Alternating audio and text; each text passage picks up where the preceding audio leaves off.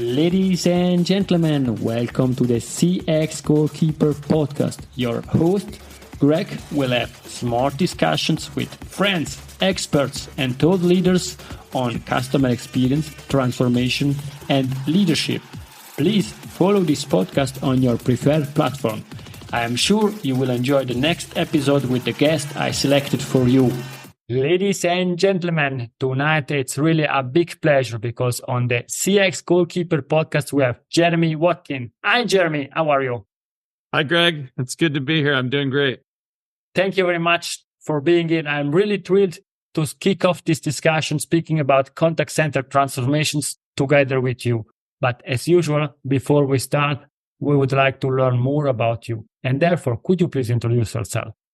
Yeah, my name is Jeremy Watkin. I live in San Diego, California, in the United States. So it's the far southwest coast of the United States. I work at a small company called Number Barn, and I run customer support and customer experience for our company. You know, being at a small business, I wear lots of hats. We are the world's largest telephone number marketplace. Actually, I'm not going to claim world's largest. We're the United States and maybe Canada's largest telephone marketplace, providing also phone, text messaging, and web solutions for a variety of different applications. I always like to stress that I am a practitioner first and foremost. You know, I am actually in doing the work of customer experience and even jumping into our customer support sometimes, and still firmly believe that that's a great way to live and operate. Besides my day job, I have been a blogger and speaker in the contact center and customer experience industry, and I always aim to keep my writing practical. When I started my blog, it was all about sharing my experiences as a contact center leader. And what I'm learning is I'm trying to improve the customer experience at our company. One other thing, I help lead the CX Accelerator community for CX professionals with Nate Brown, which I think maybe you've had him as a guest in the past, Greg. Twice. Oh, awesome. I met Nate about 10 years ago, and he's a great person to know in this industry. And don't be distracted by the suits and the crazy hats. He is a very genuine person who just has a huge heart and loves and really cares about customer experience. So that's me. Thank you very much. And today it's about you, but as you mentioned, Nate, and I suggest to everybody to join CX Accelerator, to the audience, because it's really, really a great community. For me, when I started, Nate was the first CX guru from my point of view that answered to one of my questions in LinkedIn. And therefore, I still think that is really great. And as you said, next to the suits, the big stuff that he's doing is really a great guy with a lot of empathy for others. But today it's about you, Jeremy. And therefore, my question is, which values drive you in life? So I thought about this question a bit, and I would say one of the first ones that I think has driven me throughout my whole career. I started out working in a contact center right when I graduated from college. You know, I'm one of those people that didn't know what I wanted to do when I grew up, and so I took a customer service job, and I worked in customer support for a long time while I tried to figure out what I wanted to do with my life. And somewhere along the line, I figured out that helping people solve problems could actually be a good and meaningful career. And, it's a good segue into customer experience. So I think one of the first values that I think of that has really driven me, especially over the last decade, is making meaningful connections with other people, whether it's customers, whether it's my colleagues, working as a manager and a supervisor. If you can make a meaningful connection with another human, it paves the way to actually be able to understand them and to be able to help them solve a problem. So that's one thing. My second one, my dad was a pastor, a minister in a church. And so I borrowed this saying from him, but the saying of practice what you preach. I will never, ask my team or require them to do something that I'm not willing to do myself. And that certainly drives me. I've always tried to be a leader who leads by example.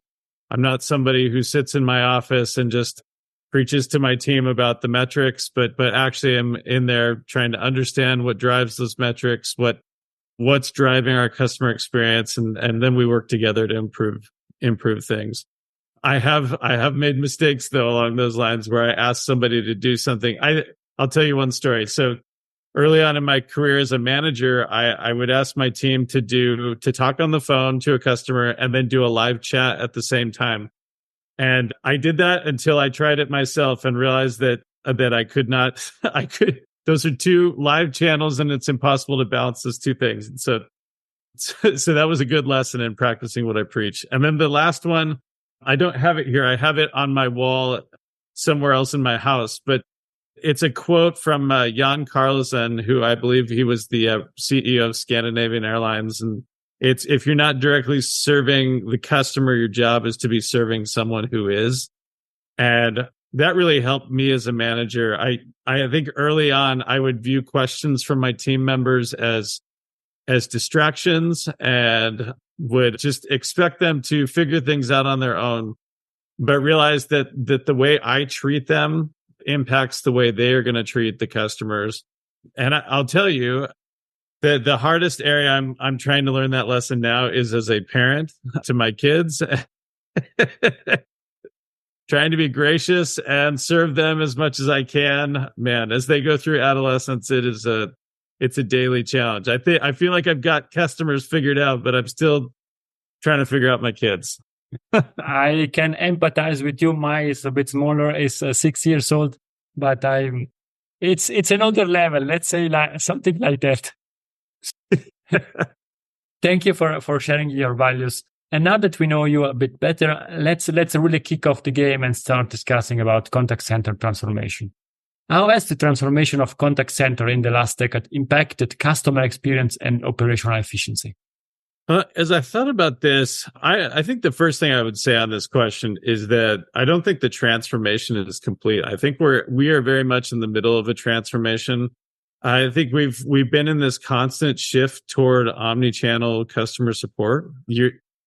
Whereas 20, 30 years ago, the bulk of your contacts with customers might be over the phone. That has transitioned quite a bit. I think some people will say that phone is completely going away.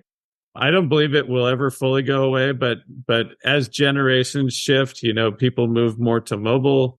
So, the ability to message with customer support on our phones, and email still has its place. I think we've even heard email would go away. I think the thing I think about the most, especially when we talk about omni-channel, is, and this is something I think I work on every day as we build out our support and our technology, is how do we get all of the channels to work together in one place? I think one of the most common frustrations from a customer is when they call in, they go through a phone IVR and they have to enter their account number or enter a number of things. And then when you actually get to the agent, you get asked, okay, what's your account number? Or what's your name? And I'm pretty sure I already provided that in the IVR. So I think the goal is to continue to integrate all of those things so it's a more seamless experience. Yeah, and I think that just makes it a better customer experience. I know from my perspective, we keep making continuous small improvements, but I have a whole list of improvements that still need to be made. And, when you're at a small company, the resources are limited, but I worked at enough bigger companies to know that their resources are limited as well. And there's kind of the end goal of having everything integrated. So it doesn't matter what channel a customer contacts us on. I know who that customer is. I know what their issue is, and they can switch channels and I'll still know. We're not there yet, but I think that's where we're headed for sure. Thank you, Jeremy. And I think you're really visionary and you're sharing your experiences. And based on that, you already shared also that you have some improvements that you want to implement, but also the understanding that resources are limited. How can businesses create a positive service culture and continuously drive service improvements? I go back to that. I go back to that quote I shared earlier, from Jan Carlsen. If you're not directly serving the customer, your job is to be serving someone who is. So it really starts with leadership and listening to your employees, listening to what their pain points and frustrations are, because chances are that's connected to a pain point from a customer. One of the things that drives me crazy working in customer support is when I find out that my team has been fixing an issue for a customer for a long time and it's a known issue, but somehow it never made it out of the contact center to where we became aware that this was probably an issue that should be fixed at a, systemic level. Maybe it's a bug. Maybe it's something that's had a workaround for a long time. And we as customer support people love the ability to solve the problem for the customer. But in a lot of cases, the customer, we need to make it so the customer never has to have the problem in the first place. And I think we get so short-sighted sometimes in customer support because we're so focused on each interaction and doing our best on each interaction that we forget to step back and look at the greater trend. So I think that is instilling a culture where the team is mindful of what those trends are and they share those things. And, some managers might say, no, get back to work. Just your job is to answer phone calls. But the more you can get your team to think about the bigger customer experience. And this goes for, one of the biggest challenges of customer experience is getting everybody in every department to know how their work impacts the customer experience. And if you can get your contact center agents to be thinking about the customer experience and say, I've had this same call 5 times today and this is a bad experience for the customer. Let's think about this and let's make it a better experience. I think that's something that's going to drive continuous improvement. And what better place for it to start than contact center? They're talking to the customer every day and they know exactly what customers are thinking and hearing. And so often they don't even get asked. And if leadership can ask those questions, they will learn so much. There's no choice but to improve. And what you're saying, it's really interesting based also on the example that you share. For example, root cause analysis. What is the real bug that is creating a service disruption? Because employees, contact center agents can continuously give or provide to customer vouchers and so on. But at the end, if we can or companies can fix these issues, then the service will be not disrupted and they're then able to provide solution. Or perhaps we don't have such codes that will then positively impact the efficiency of a contact center. And in this, no, I was just agreeing. That's good. But for me, it's also, let's thinking about all these technology changes, artificial intelligence, and so on. What's the future of customer service innovation and advancement in this field? I am still watching and learning. I think we hear lots of stories like that generative AI and whatnot is going to make customer support irrelevant. And, there may be some truth to that. I'm a believer that I think it's not going to totally replace customer support. I don't think there will ever, in some cases, there might be some replacement, but not in all. I've been looking a lot recently at tools that work to enhance the customer experience. I think there's a lot of work being done there, whether it's helping an agent. I've seen some where they give agents real-time coaching while they're talking to a customer, or helping an agent find the right response to a customer if they're responding by chat or by email, or, providing like simulated training environments for agents to help them onboard faster, to help them grow to full proficiency faster. And I think that's a much better place to start, partly because your agents tend to be experts in your product and service, and they can help train a machine learning model. And it's also it's a safer place because I think your agents, at least an experienced agent, can validate what the AI is saying. So if it gives a wrong answer, the agent can filter that out. If you give a wrong answer to a customer or provide a bad experience to them, make it harder for them to reach a human, we're talking about, customers that are going to cancel. We're talking about potential customers that are going to choose to do business elsewhere because this company just doesn't have their act together. So I think we're going to continue to see, more technology focus on the agent experience, making the agent more efficient, making the quality of their responses better and more complete. I know a lot gets said on the customer side, but I tend to think that you have to be a little bit conservative and cautious on the customer side to make sure that you don't push customers away. So that's kind of what I'm seeing right now. I really like what you're saying, because what you're sharing, it's the way of augmenting the capabilities and the opportunities of an agent, of a contact center agent, to handle and to speak together with the customer. And we know that customers sometimes want to talk to human beings because they want empathy, they want that they feel their emotion, they want to be understood in their experience and that point in time. And it's not always easy for machines to understand the context, where the customer is coming from and which issues there. However, companies, businesses are always trying to balancing efficiency and high quality personalized customer experience. How can businesses do that?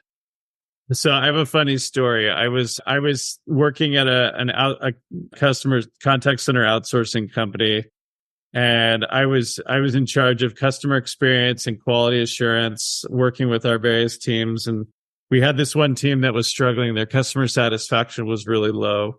So I started looking through their email responses to customers and saw that the emails were just being typed out really quickly and not with much thought, not much human connection in their responses. And so I started pulling groups of agents into the training room to talk to them about how they could write more engaging, more friendly emails to customers, be more helpful. And I got about 5 minutes into one of these conversations, and one of the agents said to me, "We know how to write that way. Our client told us not to because we had such a backlog of emails. They said, write emails as quickly as you can just to get through with them." And we know that I think that was even difficult on the agents. They knew that they weren't providing the quality of support that they were hired to provide, and that they prefer to provide. And so I think it really was a good reminder that the balance of quality and efficiency really comes from the top. It comes from does leadership, whether it's in the contact center or even higher than that, are they emphasizing efficiency over quality, or are they seeking to strike that balance? We really, in our contact center, we have metrics that support both quality and productivity. And we've tried to get to one or two metrics that really speak to productivity. One of the errors in the contact center that happens so often is that we focus almost solely on average handle time. And I've heard some horror stories. I've heard of outsourcers being charged if an agent went over 5 minutes on a phone call or things like that. But if you tell agents to spend all the time they want, that's not going to be good either. So there has to be a balance. Agents need to know how to guide the conversation to a solution, but they need to have the freedom to provide a complete solution. I love the concept, whether you call it first call resolution, next issue avoidance, first contact resolution, whatever you call it, giving the agents the time to empower the customer to help them with everything they possibly need help with, rather than rushing the customer off the phone, knowing that they're going to probably have to call in again. So really, I will say striking that balance between efficiency and quality is difficult, but it's a worthwhile effort if you're going to have a great customer experience. And what you're saying, I think it's really key, and it's also linked to one of the values that you shared at the beginning: lead by example. And I think an extremely important role nowadays in customer service is also the role of leadership, thinking about employees working from remote, from home, or in the company, and so on. How has leadership in customer experience changed with the rise of digital transformation? Oh, man. You mentioned the remote, and it definitely adds a new challenge. I think, the ability to work remote is, I always tell people that if I had my choice, I would actually rather work in the office if I didn't have a commute, and just because the camaraderie and the ability to interact with other people. But for my lifestyle, it is more convenient to be at home, but it means that we have to take a bigger effort. We have to make a bigger effort to stay connected with our colleagues, to stay connected with what's going on with our customer experience.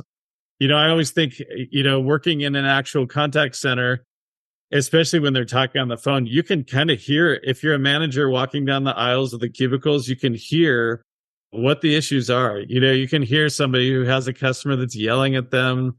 You can hear agents giving this long explanation. Maybe they're saying, unfortunately, this is something our product can't do for you. And, as a leader, your ears should perk up as you hear those things. But now I know, whether it's Microsoft Teams or Slack or whatever collaboration tool, that's where those discussions are happening now. The agent says, hey, I've gotten 5 emails about this issue today. Anybody else having this issue? And as leaders, we have to be attuned to what those conversations are, not to police our agents, not to make sure they are following the rules, but to make sure we know that what the frustrating things are that are happening. When agents are heard and understood, and they know that somebody is advocating for that customer experience, they're a lot more likely to stay engaged in their role and provide great service to your customers. When I think about just being a leader in this digital transformation, I also just think about the importance of just continuously learning. I never want to stop learning as a leader in customer service and customer experience. We have to just keep reading, keep interacting with other people, whether it's through communities or even this, Greg. I love having discussions with other people in the industry. It helps me be a better leader as our space continues to evolve. And that's why I'm doing the podcast, because I'm learning a lot. This is helping me to grow, and I hope that it helps also the audience to grow. You're already sharing some of your personal learnings, but I want to ask this question in a more precise way. What key leadership lessons have you learned throughout your career that you would like to share? Yeah, I know I've shared a bunch, but another one that I've thought of recently is I learned about emotional intelligence. And early on, I really struggled when a customer would yell at me. I struggled with difficult conversations with the people I was managing. I would really take things personally and get upset. And when it's hard to leave those sorts of things at the office. It impacts your health. It impacts all kinds of things. So I'm really, really trying to, in those situations, tell myself that this person's not upset with me. They're upset with an experience they had, trying to take a deep breath and not respond emotionally, but focus on finding a solution that works. And, I mentioned challenges with parenting. That's where it's the biggest struggle for sure. My kids say all kinds of things to me, and and I have to continuously focus on the long term. What's the ultimate goal for their life? Obviously, if I can get them to 18 years of age and have them be healthy, have them make it through school, have them be a kind and good person, I feel like I've achieved my goal. But emotional intelligence is really an important thing. And if listeners haven't read up on that concept, it continues to be a really important leadership, just personal lesson for me. And I think what you're saying is extremely interesting. And as a parent, also as a dad, the important thing is my son cannot move to the competitors, and therefore I'm still quiet that he will stay with me, even if sometimes we have some discussions. Yeah, absolutely. Jeremy, in 10 years from now, we are back on the CX Goalkeeper podcast. What we are discussing about? I wouldn't call myself the most future-minded person, but I will say, I can say that technology will have changed quite a bit in the next 10 years. I think we'll still be talking to customers on the phone.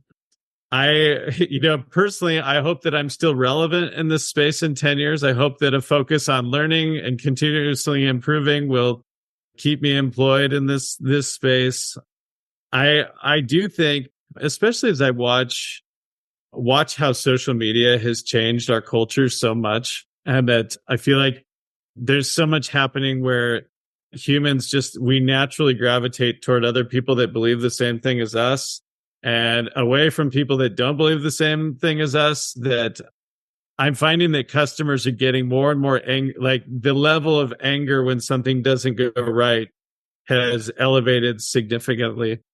And unless we have ways that continue us to bring us together in communities as humans and help us have civil dialogue with other people, I think that level of passion and frustration from customers may continue to grow. So what I would stress in 10 years is that meaningful connections with other human beings are still going to be just as important or even more important in 10 years. And we're still going to be talking about how to do that effectively. I don't know what Elon Musk is going to do with social media, but however that evolves, we need to still focus on connecting with other humans and not thinking that person that I'm chatting with is a robot, but it's another human and I need to treat them like a human. And if we can work together with that respect, I think, that's never going to go out of style. Thank you very much. And you can also then share your lesson learned as a parent, because in 10 years from now, then your children are a bit older, and then we can learn and profit from your learnings of the last 10 years. Joke aside, what's the best way to contact you? Yeah, so if you want to follow my work, I have my blog is customerservicelife.com. My company is numberbarn.com. I am on Twitter or X as @JT_Watkin. And then I'm also on LinkedIn as Jeremy Watkin. So yes, please feel free to connect with me there. I'd love to connect. Also CX Accelerator. It's a free Slack community and anybody can join. Thank you. And I think you have also your personal hashtag. Oh yeah. I haven't been doing that as much lately, but yeah, the CX question of the day, #CXQOTD. I've taken a little bit of a step back from it, but I still do post there occasionally. That's been a great way to stay connected with people on Twitter for sure. And that's how I discovered you, following this hashtag and finding out all the questions that you get and that you answer. And now I have the last question for you. Is Jeremy's golden nugget? It's something that we discussed or something new to leave to the audience? I think for me, I think it is, I think one thing about human nature is that we fear becoming irrelevant, fear losing our status or our position, but that is exactly what it is. It's just a fear, and what we need to be doing, and what I hope other people do, and what I'm trying to do, is to share as much as I can with others, whether it's my time, my resources, maybe even money, expertise. It's probably a lot more expertise. Maybe it's just kindness, but I think you've discovered it doing this podcast. I discovered it when I started a blog. I started sharing my experiences and realized that there are other people out there that are having similar experiences to me. And I'm learning from them. They can learn from me. Just that it really shows the value of building a genuine network of people. And we're not in it to make money from each other, but we're in it to learn about how to do our jobs better. And I think the more people out there that can actually share, I think it's just a good thing. We spend so much time on LinkedIn getting advertisements and people trying to sell us things that it's so refreshing when, somebody like you, Greg, reaches out to me and says, hey, let's get together and talk about customer service or customer experience. We can learn from each other. We can hopefully collaborate on content in the future. I know that if I'm having an issue, I can post on CX Accelerator and somebody will help me work through it. And that's, you give a little bit and you also receive a whole lot in return. And it's just been such an impactful thing for me over the past decade since I started blogging and actually networking with other people in this industry. Thank you very much. For sure, we can collaborate also in future, and you are always welcome back to the CX Goalkeeper podcast. Really thrilled to have future discussion with you. Thank you for sharing your expertise, your kindness, and your time with me and with the audience. It was great to have you on the CX Goalkeeper podcast. Thank you very much, Jeremy. Yes, thank you, Greg. This has been wonderful. Please, Jeremy, stay with me. To the audience, it's everything. I hope that you enjoyed this discussion as much as I did. Feel free to contact Jeremy or to contact me. Follow Jeremy on the social media, and we love feedback. Please contact us, share your thoughts. It was great. Thank you very much. Have a nice day. If you enjoyed this episode, please share the word of mouth. Subscribe it, share it. Until the next episode, please don't forget, we are not in a B2B or B2C business, we are in a human-to-human environment. Thank you!